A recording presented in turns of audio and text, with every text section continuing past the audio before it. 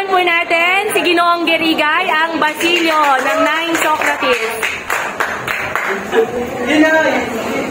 Inay!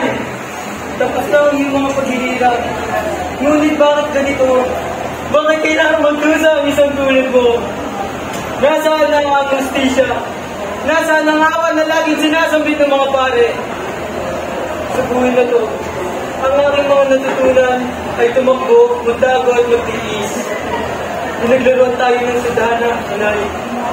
Kinuha nila si Basilio, ang ating tahanan. Pati ngayon ikaw, inay. Ngunit di ako mananatiling ganito. Di ako magiging kaabag-abag na ulila habang buhay. Ang mga ipapangako ko lang sa iyo, inay. Magpapatuloy ako. Mag-aaral ako. Ako'y magiging isang tao. Kayang tulungan ng mga katulad natin. Hindi upang maghiganti.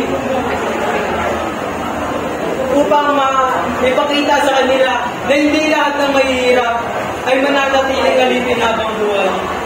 Inay, ay mga anak. Sa muling tayong magkita, mapakita ko sa iyo na hindi na sayang ang iyong pagmamahal. Maraming salamat, Ginoong Gerigay.